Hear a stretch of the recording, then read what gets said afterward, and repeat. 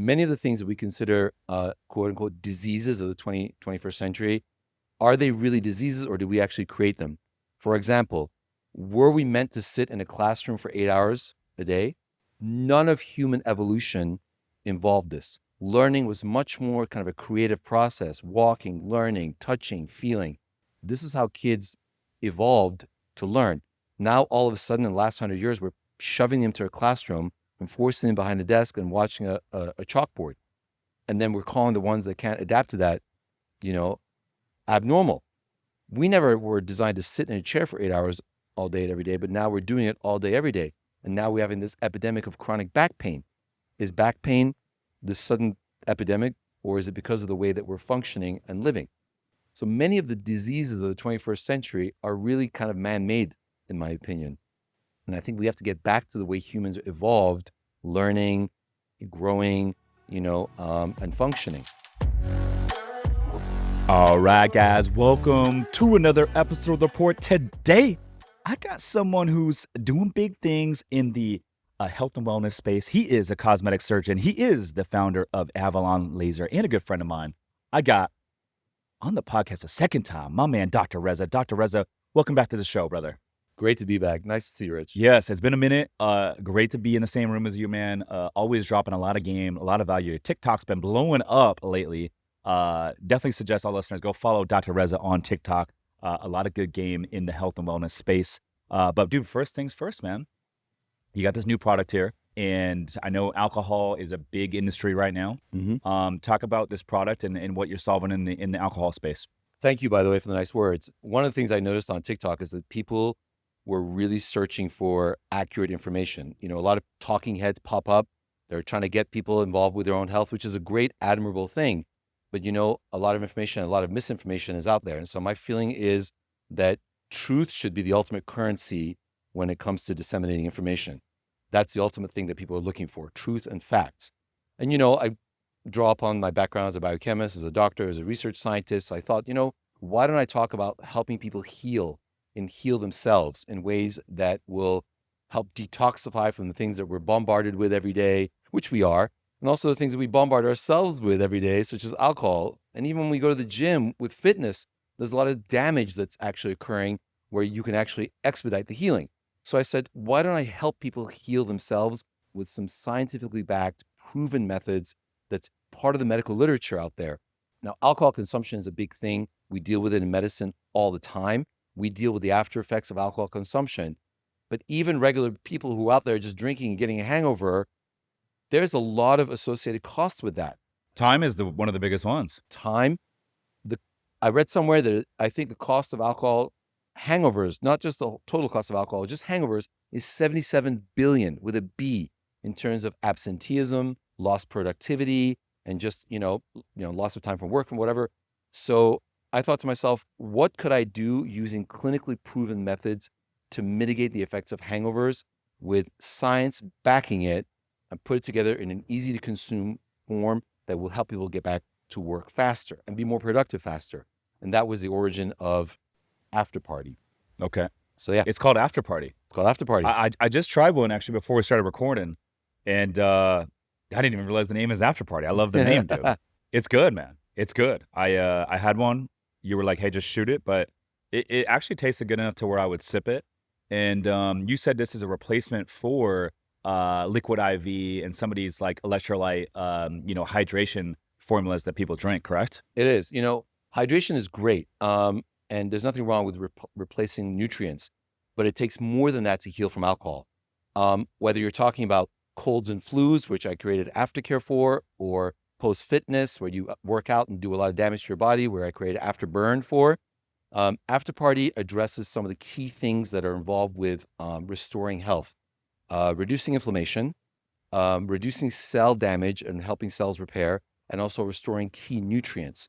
These are things that are not done with liquid IVs and standard IV things that people do.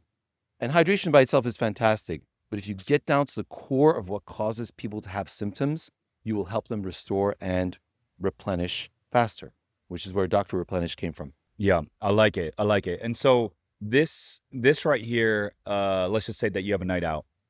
Should you take this the morning after only, or should you take it the night before you go out? You can take it before, and it has a protective effect. It has glutathione, which actually soaks up free radicals and protects your liver. The main benefit is afterwards.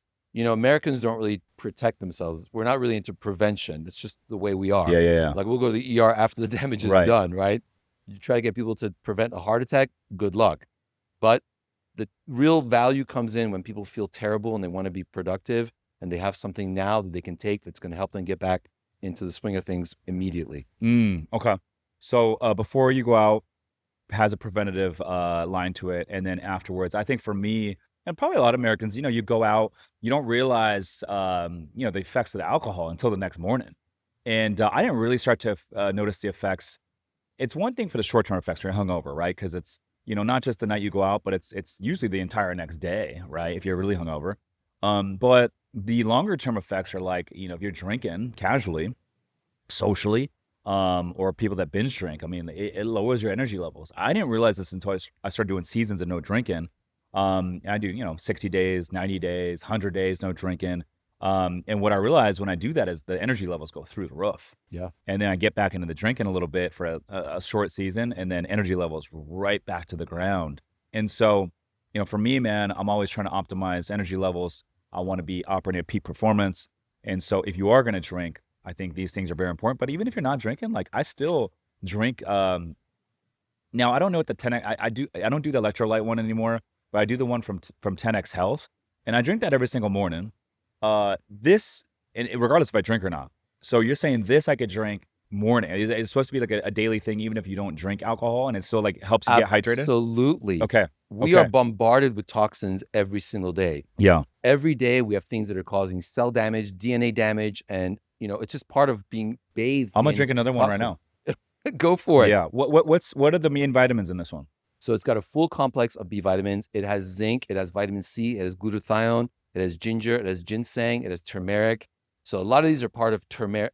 It's part of Ayurvedic medicine, which has been around for thousands of years. So I've studied Oriental medicine with this, but it's also part of the normal medical literature. People now talk about, for colds and flus, which I created that formula, zinc is actually clinically proven to shorten the duration and the severity of the common cold. So even every day while you're waking up and you're dealing with like the stress of normal life, people have taken this without drinking, and they said that they felt so much better, so much more quickly. Okay. So I'm like, great. I like it. Run with it. Where can you get these? It's now going to be on TikTok and Amazon, and we're talking to distributors to have it distributed locally throughout San Diego. That tastes good, man. I like it. Little passion fruit, after party. Yeah, I like it, man. It's cool. So you were saying the economical effects of the economy from people that drink or people that are hungover, people that have the cold and flu symptoms. What is that impact? So just hangovers alone cost the U.S. economy $77 billion with a B dollars, and that's a conservative estimate. The total cost of alcohol on the U.S. economy has been estimated about $250 billion, with healthcare costs, absenteeism, lost productivity, and so on.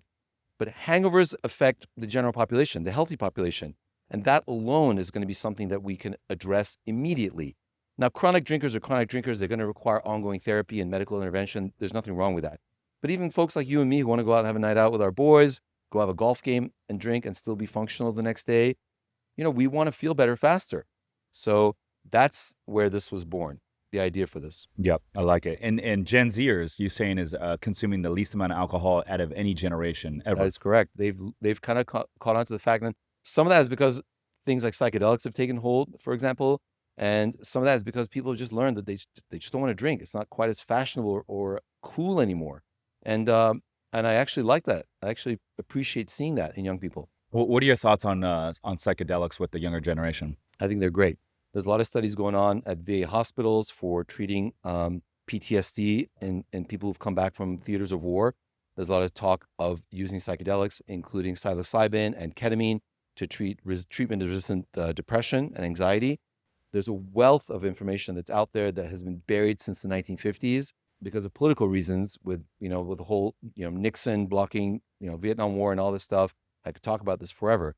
Psychedelics were buried, and now all of that research is coming to the surface, and now people are building on that research to help improve mental health in a way that's healthy without the use of drugs and SSRIs, because those things, they basically treat the symptoms, but they don't treat the cause. They don't help with things like neuroplasticity to treat the underlying issues in the brain that are causing symptoms. And so people have been masking the symptoms without actually delving into the underlying reasons why people get depressed in the first place. Yeah, interesting, man. What is NAD? NAD, I can speak as a biochemist, nicotinamide adenosine dinucleotide, big mouthful, but it's a precursor molecule that's very abundant in the cells that's involved in the electron transport chain. That's the process by which the maximum amount of energy is extracted from glucose that you consume and converted to ATP. So NAD is crucial for generating energy in the cells. And without it, we'd be dead. Okay. And what does that all mean, like in just plain English form? You said some fancy stuff there. Yeah. So we are going to age, and part of aging is cell aging, cellular aging. And that is really fundamentally tied to the function of the mitochondria, which is what creates the energy in the cells. NAD is crucial for that. And when you supplement NAD, whether it's IV or intramuscular or orally, what you can do is offset some of the effects of cell aging. Now, whether it depends on the organ system that you're talking about. In the brain, cell aging can lead to dementia and cognitive loss. In the liver, it can cause like liver disease. In the pancreas, it's actually linked to diabetes. In kidneys, it is involved with kidney damage and loss of kidney function. But the basic common pathway is cell aging. And NAD is crucial when you supplement it to offset that. So it's actually kind of a fountain of youth if you think about it. Interesting. And so what can one do if they want to increase their energy levels through that? Yeah. So in my med spa at Avalon Laser, what we've done is we give a loading dose. In pharmacology, we call it a loading dose to get people up to a pharmacological level where you actually see the benefit. That is best done either IV or intramuscularly. After that, you can take oral supplementation with NAD like I do every day, and then you maintain that dose. Starting it orally is fine, but it's a much slower process. It's not as bioavailable as taking it IV or intramuscularly. The problem with IV is it takes a long time. You got to sit there for 2 to 4 hours, whereas the intramuscular route, which we've started doing more commonly, is a much faster way for people to get to that level. Yeah. What are the pros and cons of creatine use? Creatine is fantastic. People have been using it for sports for a long time. We've discovered that creatine has the most benefit in power sports where you have to provide a short burst of power in a very limited amount of time. Powerlifting, bodybuilding, for example. But what's interesting is they've actually found that creatine has a lot of benefits for cognition and brain health. It's still being studied. I can't really speak to it for the full effect of it because some of these studies are still coming out. It's kind of an evolving knowledge base. But for sports, it's been used for power sports for a very long time to improve performance legally. Yeah, so I've been like on and off it. I haven't been on it for a little bit, but I want to get back on it. And so you mentioned, is it like, I guess physically, what does it do for you? I know that it shortens the recovery time if you're like lifting weights, right? But physically, does it make your muscles bigger? It doesn't really necessarily make your muscles bigger unless you're working out. Like you can't just take it and get muscle. Yeah. If you are doing power exercises and power sports, it will help you augment your muscle building. What does that mean? Well, it just helps with muscle growth. It has an anabolic effect, a legal anabolic effect without taking steroids. So creatine does help build muscle. It's not really good for endurance sports. It has a marginal benefit for things like running and swimming. I still take it. I take my capsules every day. And it helps me because when I'm teaching fitness, for example, it helps me perform faster and still teach my class and not get tired as quickly. And then what are the cons of taking it? Is there any negative side effects? None that I know of. Okay. So it's all good stuff. It's all great stuff. Yeah, I need to get on it. And then how many grams would you suggest taking a day? I take about 1,000 milligrams. You can take about 1,500, which is what most competitive athletes take every day. But 1,000 milligrams, I think, is a good daily dose if you don't have any kidney or liver dysfunction. Yeah. Do you need to load it on the front end if you're like just starting? No, I think it works just well. When you take it about 1 to 2 hours before exercise, I think is when you get the most benefit from it. So first thing in the morning if you're working out in the morning? Absolutely. Okay. All right. I'm going to get on the game. And any ones you suggest? I like taking creatine. I like taking the creatines that have the HMB and the branch chain amino acids because those are the ones that your body really needs for muscle recovery. Those are the ones your body can't synthesize. So the BCAAs are the ones that you need to supplement anyway. There's plenty of brands on the market that actually have them all combined in one. I don't remember the one that I take, but if you go on Amazon, you'll find plenty out there. Okay, I like that. 3 supplements. Give me 3 supplements for women under 35 that they should all be taking. Oh, that's a good one. Under 35, I think every woman who's menstruating should take iron, because women are going to lose iron just through their menstruation. And iron supplementation is something that I think a lot of women don't pay attention to. A lot of women I know are actually chronically anemic. I think the B vitamins are critically important because they're involved with so many restorative and recovery effects in the body. And the B vitamins are essential for energy. And, I'm also going to say for young, active women, creatine is a great supplement to take on a regular basis, not just because of energy and for activity levels, but also, like I mentioned, for brain health. It actually does help improve cognition, which I think is kind of a cool memory and all that brain fog. Absolutely. There's a lot of I think a good multivitamin has most of the things that women need, but iron supplementation I think is underappreciated, and creatine supplementation is also underappreciated. Yeah. Okay. I want to switch gears here. So you talk a lot about on your TikTok on this in ADHD. Is ADHD linked to psychosis? Yes, it is. it is. Elaborate. So there are a lot of the same common pathways that are, and I don't want to get too much into the weeds with this, but ADD and psychosis do share some common pathways. And so, treating people with ADD, for example, with psychedelics might be problematic because some psychedelics, for example, can exacerbate psychosis in some people who are prone to it. So you would never treat somebody who's prone to psychosis with ketamine, for example. That's definitely a contraindication. And what is psychosis? Just so we're all clear. Psychosis, by definition, is either hallucinations or delusions. Those are the two main things that are clinically defining points for psychosis in the medical literature. And there could be either auditory or visual hallucinations, or like delusions where you believe something that's just not true, for example. I'm not a psychiatrist, so I kind of like to stay within my lane, but I do know that a lot of times people who do have underlying ADD are prone to having underlying psychotic disorders as well as coexisting cofactors. I don't want to speak too much on this topic because it's not my area of expertise, but I can speak to the general medical knowledge on this case. What is the difference between ADD and ADHD?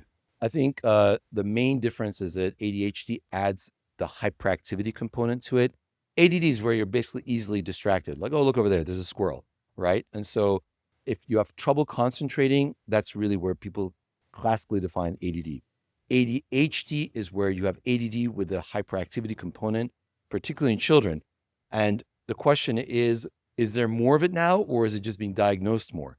And that's a critical question, because I think a lot of people think that it's coming about because of additives, sugar in our food. And there's a big case to be made for that, because we're consuming more sugar, more additives, more colorings, more dyes than we ever did before. Are they linked? Great question. Or are we discovering things that were not discovered before? Because back in the day, kids were told to sit in the classroom and put up and shut up, and they were punished and spanked, which we don't do nowadays. So that's a very strong topic of debate right now in the medical community. Yeah. Do you feel like, I feel like everyone has ADD to some degree. Like myself, a lot of business owners, like entrepreneurs, we get distracted. It's hard to stay focused. I get bored easily.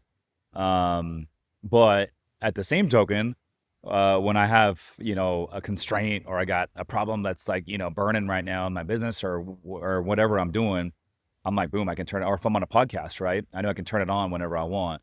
And so, don't you feel like everyone has an ADD to a certain degree? I think certain conditions that we consider to be dysfunctional can actually be adaptive. For example, you want your doctor to have a certain level of OCD. You want your doctor to be a little bit of the dot the I's and cross the T's kind of guy to make sure he doesn't miss anything. Now, if you're in a clinical specialty like emergency medicine or trauma, like I used to be, some degree of ADD is very adaptive to be able to go from this patient to this patient to this patient to this patient and do it on the fly. That's a very adaptive trait to have, which would be terrible if you're a psychiatrist, or terrible if you're an anesthesiologist when you got to pay attention. So I think we gravitate towards certain professions and occupations or whatever that fit with our underlying psyche. There's some traits for example, which are very maladaptive for the general population, but will be very adaptive for a police officer. You want a certain amount of paranoia if you're a police officer, because you never know if around that corner you're going to get shot. So some of these are adaptive traits depending on what your profession it is that you're practicing. So you have to be really careful not to label people too much. If you're an entrepreneur, you have some degree of ADD, you're more likely to be successful, in my opinion. Because I think in school growing up, I mean, they kind of teach ADD could be bad. But in all reality, I think some of the most successful and wealthiest people in the world have some sort of like component of ADD. I mean, I've never been diagnosed, but I know that I have a hard time focusing on things that I find are boring. You may also think about this, which is kind of interesting. Many of the things that we consider quote unquote diseases of the 21st century, are they really diseases or do we actually create them? For example, were we meant to sit in a classroom for 8 hours a day? None of human evolution involved this. Learning was much more kind of a creative process, walking, learning, touching, feeling. This is how kids evolved to learn. Now, all of a sudden, in the last 100 years, we're shoving them to a classroom and forcing them behind a desk and watching a chalkboard. And then we're calling the ones that can't adapt to that, abnormal.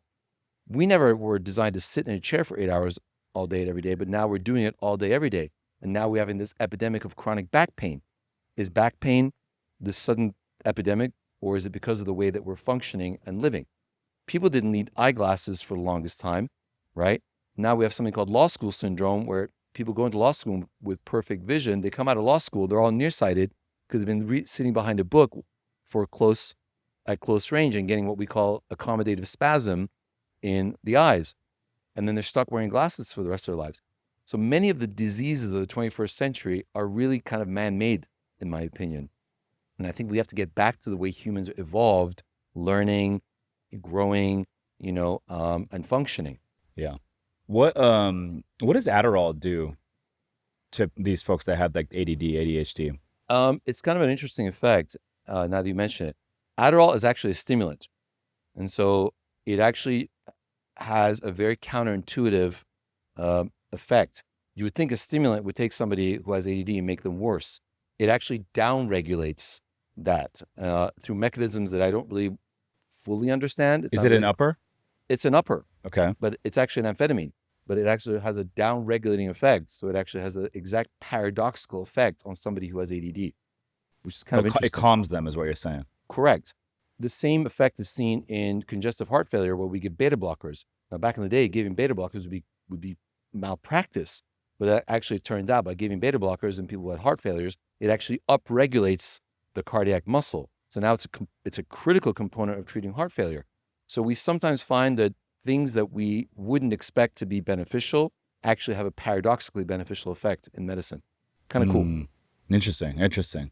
So ADD is upper, but it slows people that have, Adderall is an upper. Yes. But given to people with ADD or ADHD, it actually calms them. Yes. But allows them to focus. I wish I had it when I was in school. Yeah. What are the cons of taking it? Again, if you're prone to having mental health disorders, it can actually be contraindicated in certain people. In some people, it does have that upper effect. It can give you jitters, anxiety. It can give you arrhythmias, cardiac arrhythmias. So for certain people, you just have to see a doctor who's going to ask the right questions and make sure they screen you for it, and you'll be fine. Yeah. What's the latest in the cosmetic world? We know you're founder of Avalon Laser. You guys are doing Botox. You guys are doing procedures. You're a cosmetic surgeon. What are the main cosmetic surgeries that you're performing today? So my specialty is liposuction. I was trained by the guy who invented liposuction. Damn, that's crazy, dude. Which is a great honor. Yeah. And I still stick to his original vision to doing it to people who are taking care of themselves, eating right, exercising, and not people who are lazy. The big thing now that's popping its head up, which I think is going to be gigantic in 2026, are going to be the GLP-1s, the tirzepatides, the semaglutides, Ozempic, for example. That is where we're seeing the most interest in our med spa, which I'm actually kind of excited about. Because of all the other benefits that come with it. Yeah. So when you talk about GLP-1s, Ozempic's in there, and this is all stuff that you take orally? No, we give it as a sub-Q injection. Okay.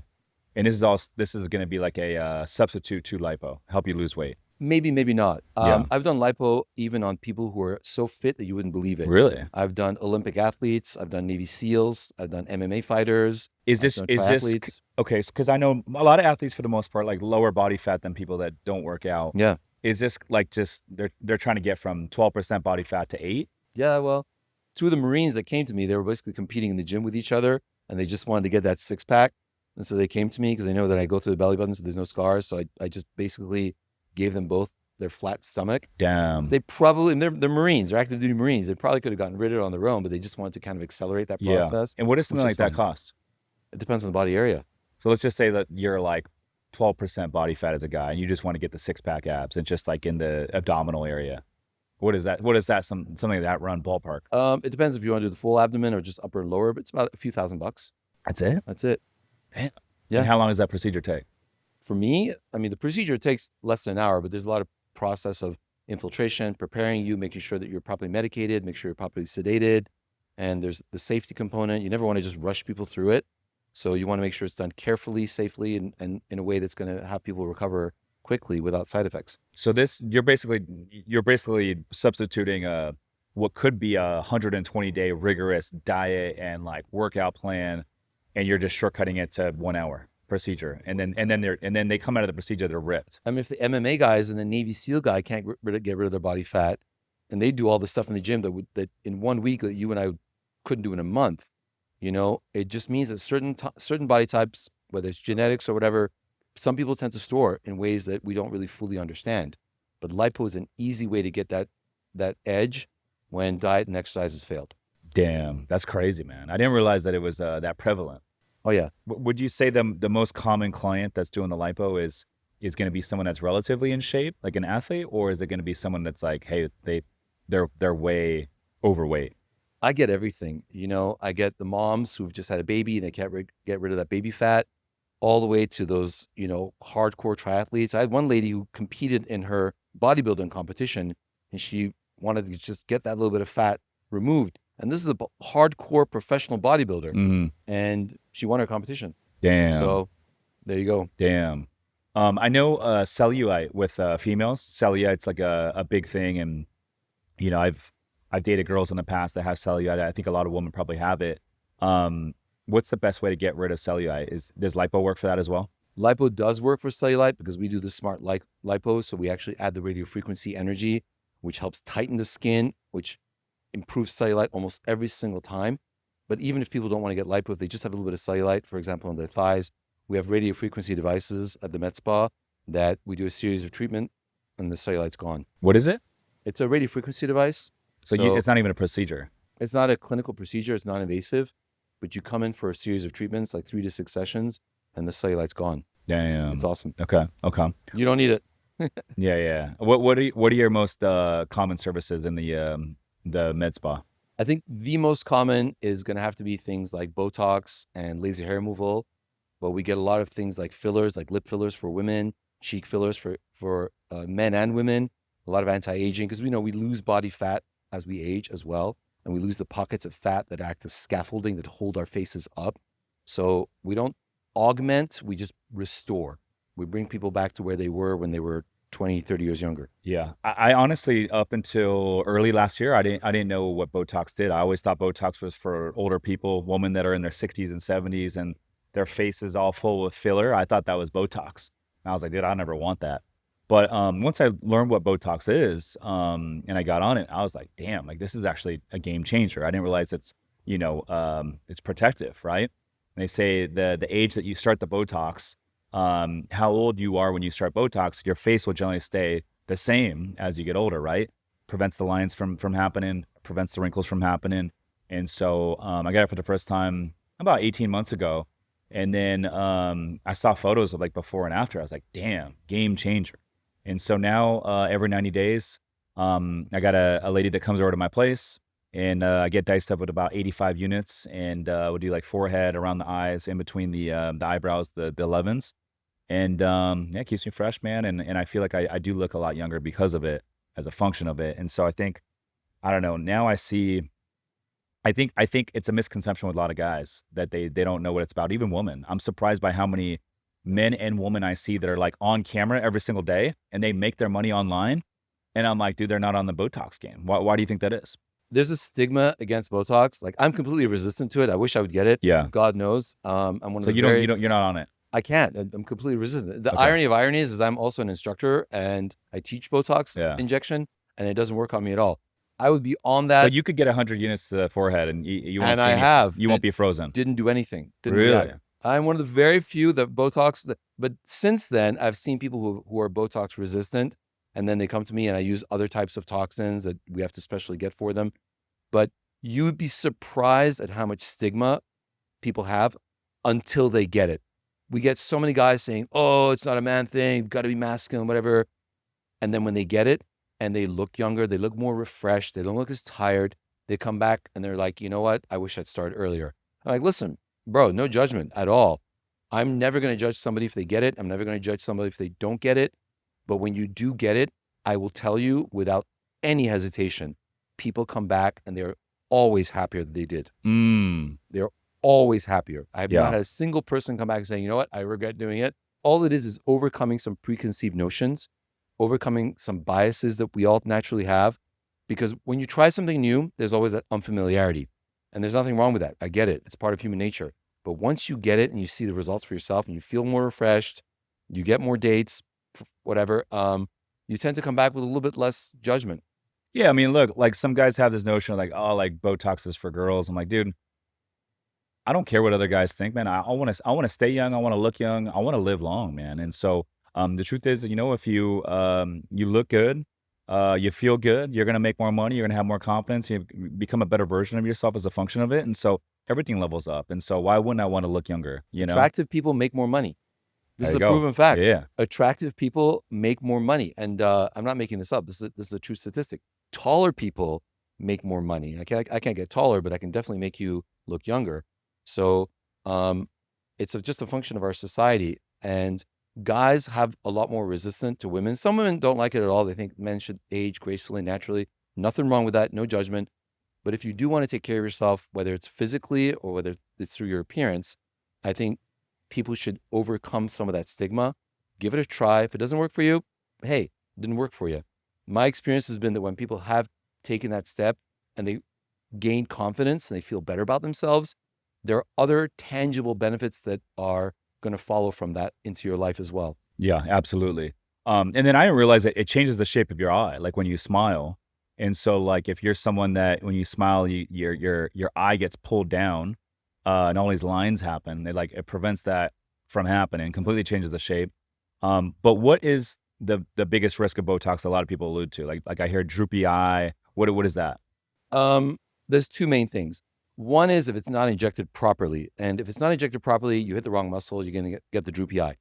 That should not happen if you really understand the anatomy. You go to somebody experienced. You don't have to come to an instructor, but if you go to somebody who knows what they're doing with plenty of experience, you're going to be fine. The biggest thing, which I try to avoid at all costs, is overdoing it, right? The best work is the one that you don't know somebody ever had done, right? I always tell people, nobody should know that you ever came to see me. People should think that you look that way naturally. When people get overdone, just like with anything else, if you get anything overdone, it just looks weird. So I usually tend to err on the side of conservative and cautious. The worst thing I want you to say to me is, "I love it, I want more." Sure. A lot of clients who drive down from Orange County and LA, ironically, they tend to want to go crazy with it. They don't want to have a single piece of movement. I'm like, bro, lady, I want you to look like you, but just a little bit better, more refreshed. Yeah. That's it. And then what happens to these lines when they become a little bit too etched in? Like, guys don't get Botox, they get a little bit older, the lines get deeper and deeper. What happens then? Then if you're like me and Botox doesn't work on you, then your next best option is to do some sort of laser resurfacing, which you can kind of think of as like airbrushing out those lines and wrinkles. And we do this all the time. And it tightens skin, it builds collagen. It's an anti-aging device. We're going to lose collagen in the skin anyway. But when you're doing it to resurface and get rid of lines and wrinkles, that's just a nice byproduct. What is the ideal age for someone to start Botox? Is it after their 50s, 60s when they already have the lines, or should they be doing it a lot sooner. There's a good argument to be made to starting it before you need it. You can almost think of it as changing the oil and rotating your tires before you end up having car trouble. I find that at the very least, starting your 30s is a great place to start. I have people starting in their 20s now routinely, and they look great. And then they age gracefully. There are people who come to me now, they've been my clients for 10 years. They look younger now than when I started. It's the craziest thing. And I show them the pictures of when they first started, and they can't believe it. Damn. It's the coolest thing on the planet. And they feel great, and they look great, and they're dating way beyond, they thought they could. Yes. So that makes me very proud, actually. Yeah, that's really good, man. And then talk about the laser stuff. So you guys it's a laser hair removal. I've never done it personally. But what kind of parts of the body are people lasering off right now? So the big three for women are the parts they're already removing hair. It's going to be the underarms, the bikini, and the legs. No woman's going to go with hairy legs or hairy armpits out anyway. I hope not. Well, but after about a I year, hope not. no, really, after about a year, laser hair removal actually pays for itself when you consider the cost of shaving, waxing, plucking, tweezing, water, all that jazz. I did the math, and after about a year, laser hair removal is paid for itself. And then you're good. You'll do a touch-up once every year or so. And for men, a lot of times, because the trends have now become for less hair, you watch Hollywood movies, for example. Back in the days, Magnum PI, all hairy-chested. Now it's Heath Ledger and all these other like male model type guys, and they're hairless. And so we follow those trends in our society. A lot of men are coming and getting their shoulders and back done. A lot of women don't like guys with hairy backs, right? So why not just laser it and look good when you go to the beach? Chest is a personal preference. Some men like hair on the chest, some don't. Dude, I didn't realize so many men were coming into your shop getting laser. Tons. What percentage of your laser clients are men? At least 30. Wow. At least 30. Wow. And these are their girls are telling them to go in, or they just want to get lasered up? I think when you take off your shirt and your back looks like a gorilla, you don't really. That makes sense. It doesn't have a good look for you. But also, it's societal norms. I mean, let's be honest. It's societal norms. We evolve as a society, and we follow those trends. Women are always going to get, their body done. Some women have hair on their arms that they don't want to have. It depends on your ancestry, your ethnicity. But most women are going to shave their bikini, underarms, and their legs, and that's where they typically get lasered as well. Are there any negative side effects of getting lasered? Only if you do it improperly and you go somewhere where they don't know what they're doing. Otherwise, what's the biggest risk that could go wrong? If somebody's inexperienced and they use wrong settings, you might get a temporary burn or something. It's very, very uncommon unless you really are kind of dumb. But it can happen in the wrong hands. But you could drive a car into a ditch if you don't know what you're doing, right? So it's the same thing. So I'm curious now, what percentage of your Botox clients are men versus female? A lot. Really? A lot. More than 30% or less? I would guess 25 to 30% is a good number. Okay. A lot of guys get Botox and they have no shame about it. Back in the day, it would be, hush, hush, don't tell my girlfriend, don't tell my friends. Right now, they're coming out and then they're posting Instagram selfies. Look where I am. I'm at Avalon Laser. I'm all about it, buddy. So yeah, I love the fact that they have the confidence to say, you know what, I'm doing something for myself to look good and feel good. And, whatever other people think. Yeah. So people come in, do they ever do like both in one session? Get the Botox and then walk into the next room and get the laser? Oh yeah, all the time. Yeah. What do you call that? Is there like a special name for that? Oh, it depends. We don't laser the same area as the Botox because you have to leave that area alone. But men come for like laser hair removal. Men come for anti-aging treatments, for like, CO2 laser or RF microneedling for building collagen, for tightening their neck and jawline, for example. So we do a lot of things that are dependent on what people's needs are. And sometimes they'll come to me and say, hey, look, I have horrible acne. I have horrible acne scars. Can you resurface this? Can you do microneedling for that? We do it all the time. Yeah. And it worked great. I love it. Dr. Reza, I appreciate you coming on the show, man. Dropping so much game, so much value. Where can the folks get in touch with you if they want to learn more about your product right here? Yeah. But more importantly, how can they get in touch with you if they want to learn more about your ecosystem? So if they want to learn about the recovery drinks, they can go to the Instagram, Dr. Replenish, Okay. Dr. Replenish, or they can go visit us for the Med Spa at Avalon Laser. It's all one word. Either the Med Spa or the recovery drinks. It's all about health and wellness. In the Med Spa, you have 3 locations here in San Diego. Where are they? So we're in Bankers Hill near downtown. Yep. We're in Encinitas. Yep. And we're in Carlsbad.